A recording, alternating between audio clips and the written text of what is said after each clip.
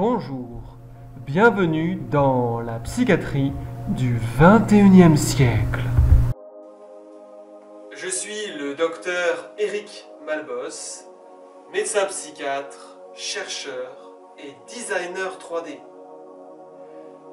Je suis spécialiste des domaines de la réalité virtuelle en psychiatrie. Je travaille en tant que praticien hospitalier dans le service de psychiatrie adulte du professeur Lançon, CHU Conception ou Sainte-Marguerite en fonction des dimensions, APHM, à Marseille bien sûr. Aujourd'hui, nous allons parler de l'agoraphobie, les phobies spécifiques et les phobies sociales. Nous allons ainsi voir comment les définir, comment les reconnaître, comment les comprendre grâce au modèle et bien évidemment, comment les traiter. Et avec des thérapies du XXIe siècle, évidemment. Sans plus attendre, commençons ce cours.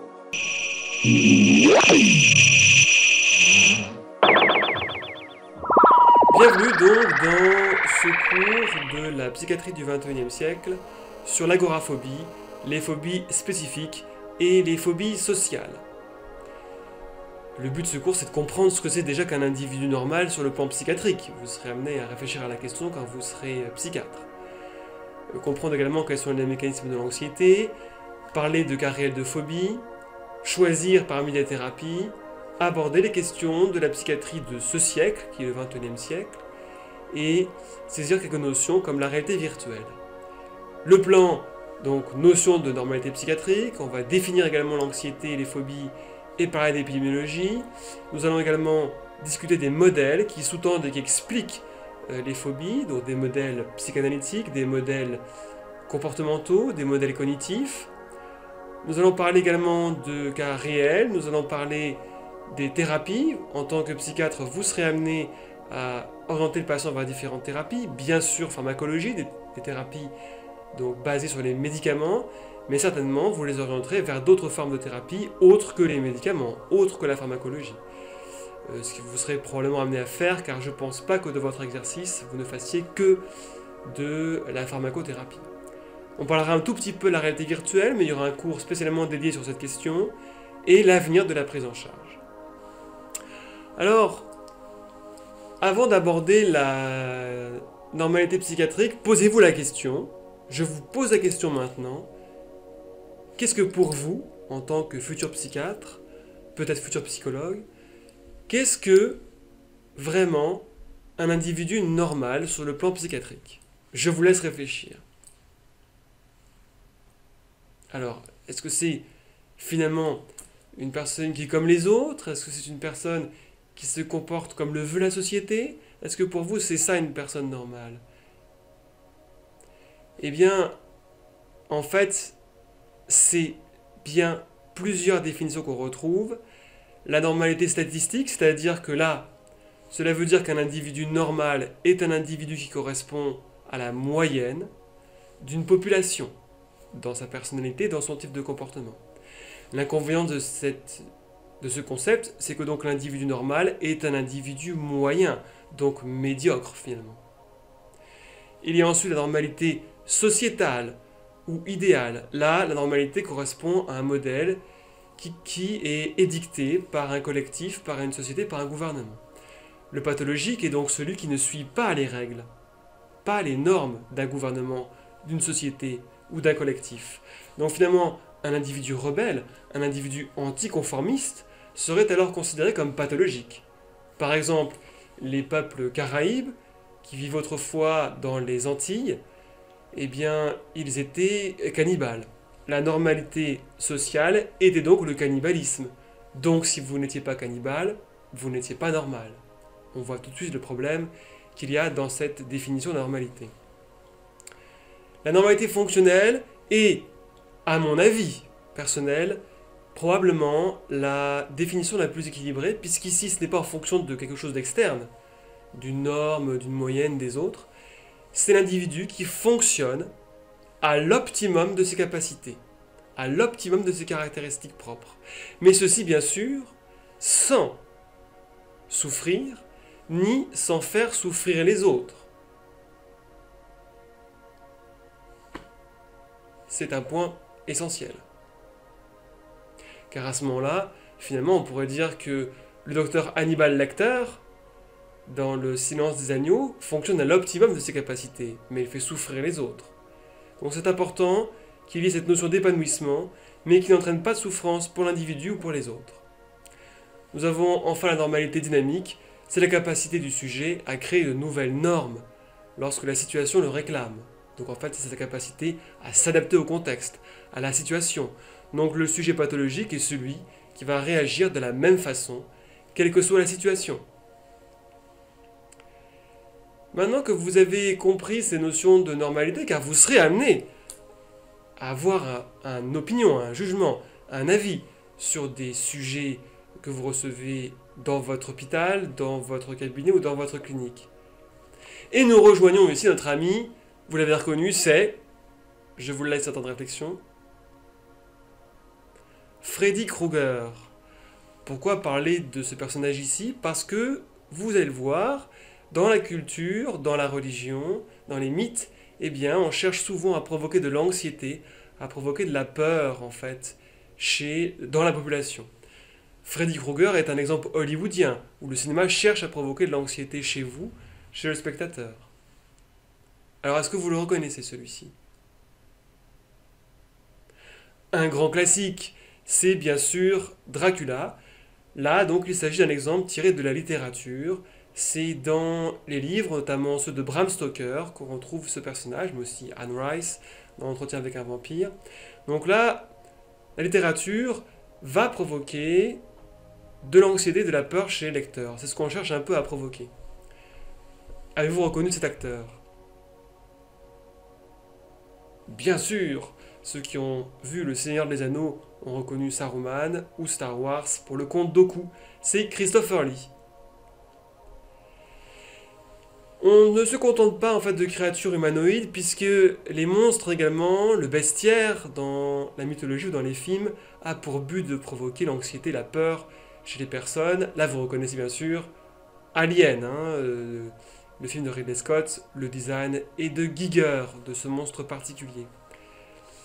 Eh bien la religion aussi en fait a tenté par le passé de provoquer la peur et l'anxiété pour influencer un certain comportement, le fait de suivre les règles édictées justement par la Bible par exemple, les règles de bonne conduite, sinon vous serez plongé dans l'enfer où il y aura ce type de démon, où Lucifer vous attendra. Donc les religions se servent aussi de ces émotions, de la peur et de l'anxiété pour influencer le comportement de certains croyants ou de brebis égarées. Il s'agit ici du film des années 80 avec Tom Cruise. Vous connaissez Tom Cruise? Vous l'avez trouvé? Legend. Legend ici donc nous avons un très beau travail de maquillage. Ce ne sont pas des effets spéciaux, c'est les années 80. Donc c'est vraiment un maquillage réel réalisé ici par Rob Bottin. On continue avec les classiques. Cette fois-ci on retrouve l'histoire finalement avec un personnage tiré de l'histoire. Il s'agit d'un classique des années 30, de la momie. La momie ici avec Boris Karloff. La mythologie nordique aussi, on retrouve de nombreuses bêtes, de nombreux monstres qui ont pour but de provoquer des émotions, de peur et d'anxiété. Ici c'est un gobelin, hein. Ne me dites pas un troll ou un orque, c'est plus grand. Donc c'est un gobelin tiré du Seigneur des Anneaux, hein, le film de Peter Jackson. Bien sûr, on retrouve le symbolisme lié à l'enfance. On recycle les symboles liés à l'enfance, par exemple ici le jouet, pour en faire un objet de peur et d'anxiété. Vous avez reconnu Chucky. Il y en a eu plusieurs, hein, personnages très connus depuis à peu près une trentaine d'années. Nous sommes en 2018 au moment où je fais ce tutoriel. L'année dernière est sorti, donc assez récemment, ce film que vous connaissez peut-être, tiré d'une nouvelle de Stephen King. Donc, It. Je vous ai mis ici le personnage du film de 2017, et ici vous avez celui, toujours le même personnage, Pennywise, du film Ça, tiré des livres de Stephen King. Ici c'est le film des années 90.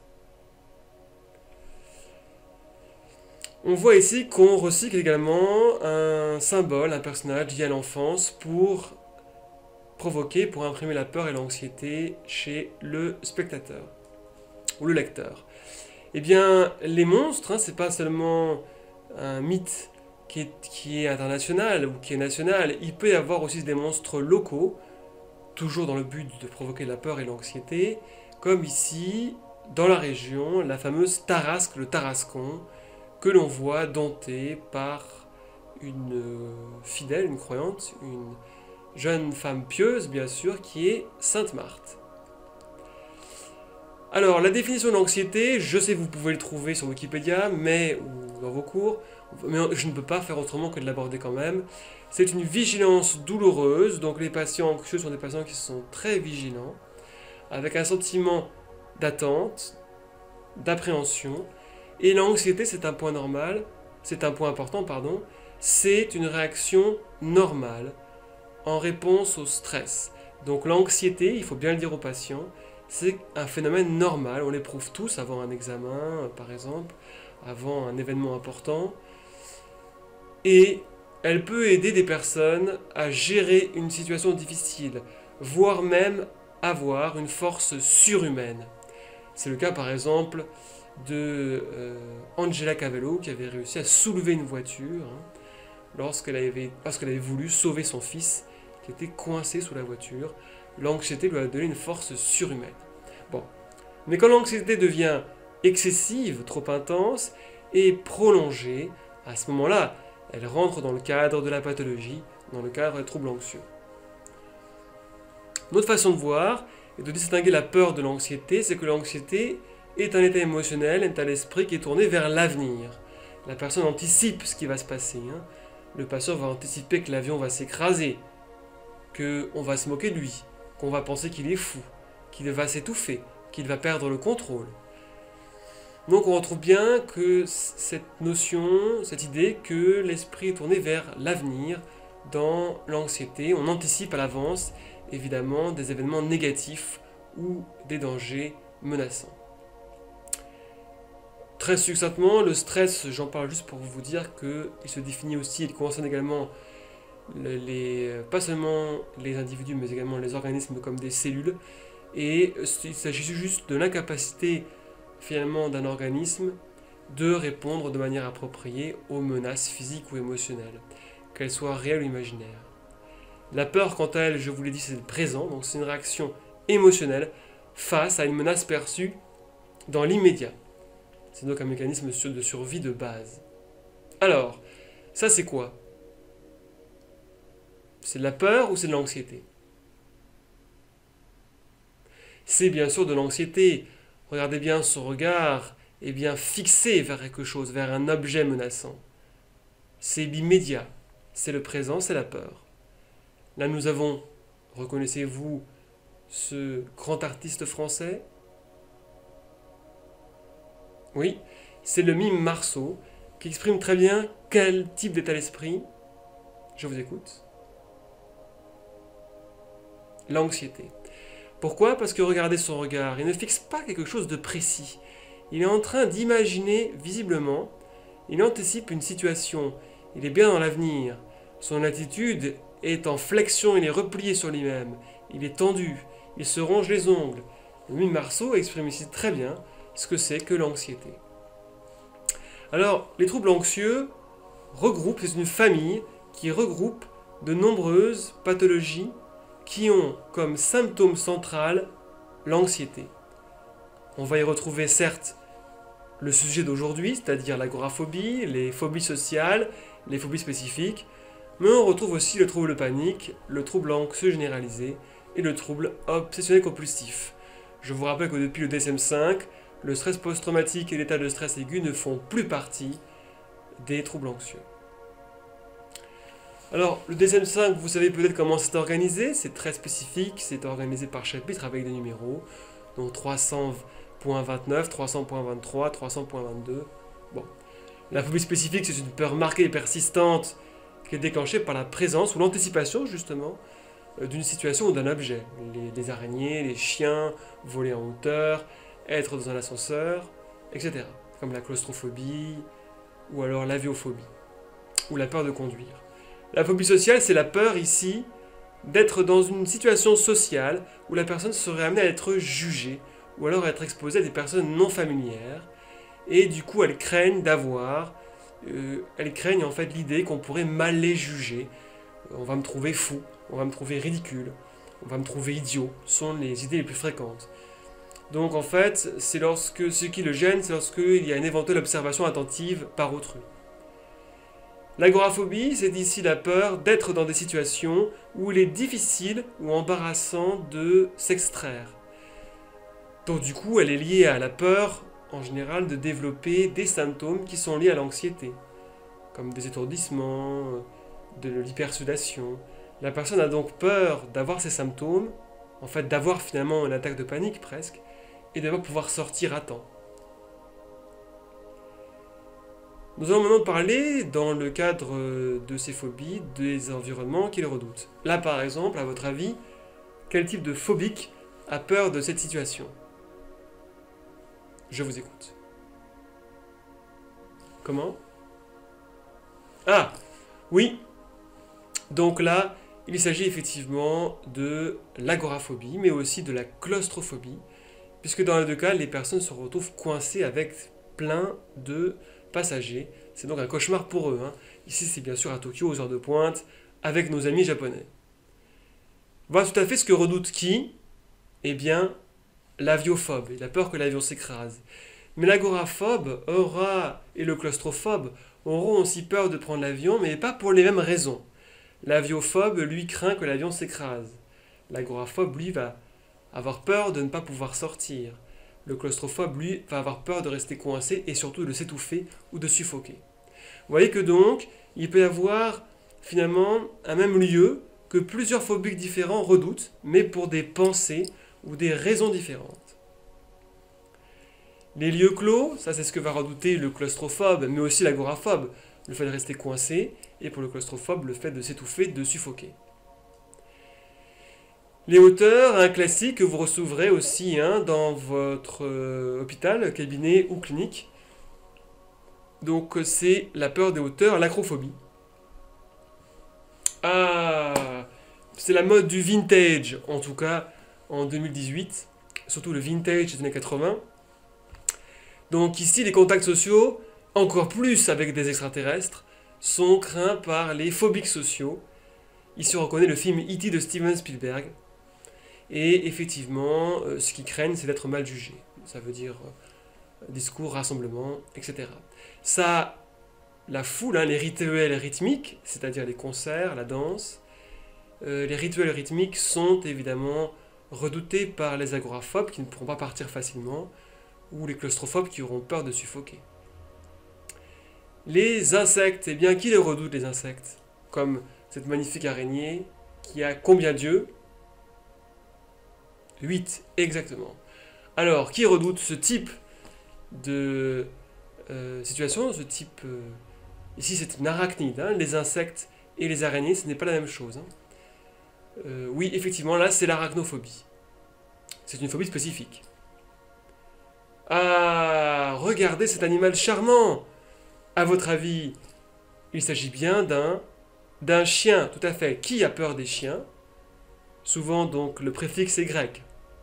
Rappelez-vous vos cours de grec latin du collège ou du lycée. Comment dit-on chien en grec? Eh bien, c'est cyno. C'est donc la cynophobie, la peur des chiens, qui est une phobie spécifique. Pourtant, regardez, ce chien paraît tellement charmant, on a vraiment envie de le caresser. Il s'agit en fait d'un extrait de The Thing de John Carpenter, une fois plus du maquilleur Rob Bottin, qui réalise ici un travail remarquable. Ah, bien sûr, qui redoute ce type de situation? C'est le phobique social. Il a peur d'être mal jugé, dans les réunions, dans les discours, il va souvent les éviter, il va éviter les réunions de travail ou les discours. Évidemment, parfois ça peut aller très loin, il peut même éviter d'aller à à la faculté, ou d'aller en classe. Ici, vous voyez nos amis népalais, qui pourtant sont très bouddhistes, semblent relativement en colère lors de cette réunion dans le Parlement népalais. Bien sûr, les rendez-vous romantiques sont redoutés par les phobiques sociaux, car elles craignent d'être mal jugées par la femme ou par l'homme qu'ils vont rencontrer lors de ce rendez-vous romantique. Ici, c'est une affiche publicitaire de 2012. 2012, ça devait être, vous le savez, la fin du monde, mais peut-être qu'elle s'est passée et qu'en fait, nous vivons dans un monde virtuel. Je plaisante. Donc oui, ici, c'est ce que va redouter les phobiques sociaux. Donc c'est une publicité des années 2012 où on voit que les personnes de la publicité ont bien récupéré justement la peur de la fin du monde, puisqu'on voit ici la météorite qui va s'écraser et qui va pulvériser évidemment la Terre entière. Il faut profiter de chaque seconde. Un excellent travail de nos amis publicitaires.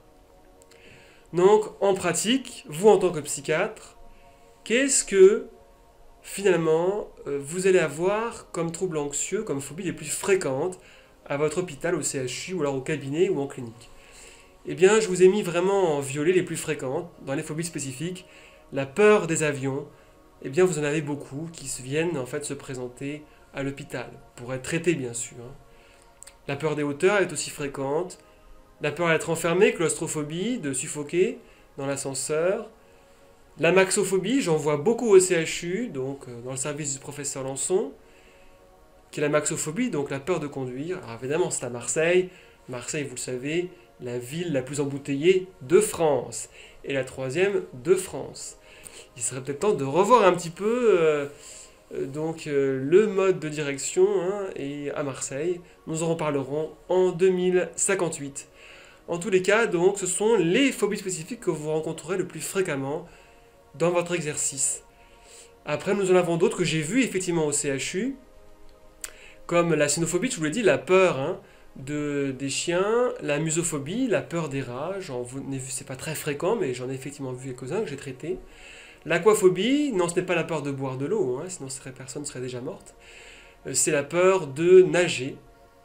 C'est évident que dans les criques et les calanques que nous avons dans le sud de la France, on peut en voir. L'ornithophobie, j'ai vu quelques cas également, donc peur des oiseaux, même peur des poules, j'en ai déjà vu. Arachnophobie, la peur des araignées. Alors, c'est très fréquent, mais en fait, au cabinet ou au CHU, c'est relativement rare, parce qu'avant qu'une personne vienne se déplacer pour se traiter, il faut vraiment que l'arachnophobie soit intense. L'hélurophobie, c'est la peur des chats. Il y en a, j'en ai vu, on en a traité. La brontophobie, bronto en grec. Oui, bravo, l'orage, l'éclair, la peur des orages ou des éclairs. Même principe, c'est des personnes qui viendront se présenter, rarement, mais ça peut arriver.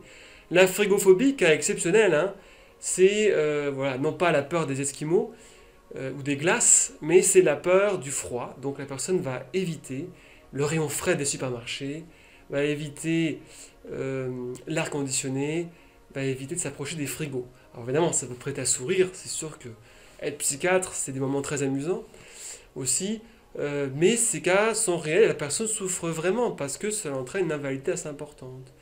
Donc vous voyez que on peut trouver de très nombreuses phobies différentes, ce qui vous montre à quel point le mental peut inutilement torturer ces personnes. La squalophobie, qu'on peut trouver en Australie, même ici donc en Méditerranée, j'en ai vu aussi, peur des requins donc, et la formicophobie, la peur des fourmis. Alors évidemment, la formicophobie, la personne va s'imaginer, va avoir peur que les fourmis font quoi? Je vous écoute. Allez les internes. Et oui, peur que les fourmis vont grimper sur leur corps, vont rentrer dans leurs vêtements. J'ai même eu un cas où la personne avait peur qu'il rentre dans sa culotte. Voilà. Après, sur Internet, vous trouverez d'autres phobies que sur Internet, mais j'en ai jamais vu de ces phobies-là, à partir d'ici. La nomophobie, peur très fréquente chez la femme, soi-disant, la peur de perdre son téléphone portable. Terreur, véritable peur du XXIe siècle, mais que je n'ai jamais vu au CHU. La trichaïdécaphobie, c'est la peur en fait du chiffre 13, La paraskevidécatriaphobie, la peur du vendredi 13. La nécrophobie, la peur des morts. La gymnophobie, non, c'est pas la peur des gymnastes, c'est la peur des personnes nues. La coulrophobie, qui elle par contre est un peu classique mais qu'on ne voit jamais au CHU, c'est la peur des clowns, peut-être réveillée justement par le film It. Et enfin, l'idylphalophobie, la peur du sexe masculin en érection. Peut-être s'agit-il des féminazis, je ne sais pas. Mais en tout cas, j'en ai jamais vu. Alors, nous parlerons enfin de l'anatidaephobie. C'est la peur que quelque part, d'une façon ou d'une autre, un canard vous observe. Je rappelle que Anatidé, c'est la famille d'oiseaux à laquelle le canard appartient. Peur terrible en psychiatrie, cette peur d'être observé par un canard. C'est une plaisanterie, donc n'en tenez pas compte, c'est une blague. En fait, cette peur a été inventée par le dessinateur Gary Larson. Alors, revenons à la CC, revenons au sérieux de la pédagogie. La phobie spécifique, eh bien, en fait, au niveau épidémiologique, comment se répartissent ces troubles anxieux? Eh bien, on voit que les phobies spécifiques, c'est quand même fréquent, puisque sur un an, on le voit, il y a une prévalence de 4,7%, ce qui veut dire que sur un an, 4,7% des personnes en France vont souffrir de phobie spécifique. On voit que sur la vie entière, c'est plus élevé, comme à chaque fois. Phobie sociale, 1,7%. Et agoraphobie, mais souvent il faut l'additionner avec les troubles paniques parce que souvent c'est ensemble, 0,6%, mais donc globalement 1,8% sur un an. Les troubles anxieux, c'est 15% sur un an, 21% sur la vie, ce qui en fait le trouble psychiatrique le plus fréquent. On l'a vu, certaines de ces phobies peuvent prêter à sourire, c'est sûr, mais la personne qui vient vous voir, elle ne sourit pas, parce que ces phobies peuvent entraîner, évidemment, peuvent avoir des répercussions importantes, peuvent entraîner un handicap conséquent. Il y a une réelle invalidité, la personne qui est maxophobe va avoir peur de conduire, donc elle ne va plus pouvoir se rendre au travail en voiture. La personne qui est agoraphobe ne va plus prendre le métro, le train va dépendre des autres. Même la personne qui a peur des chiens, le cynophobe, ne va plus oser se promener dans les rues, ne va plus oser se promener dans les campagnes, de faire des randonnées. Donc c'est ce que nous disent les patients au CHU, dans le service du professeur Lançon. Donc vous voyez que vraiment, il peut y avoir une répercussion sociale, puisque la personne ne veut plus se déplacer pour voir ses amis, professionnelle pour aller à son travail, et même de santé, puisque j'ai vu des patients claustrophobes qui avaient par exemple un cancer de prostate et qui n'osaient pas faire l'IRM, qui était pourtant nécessaire à un geste chirurgical.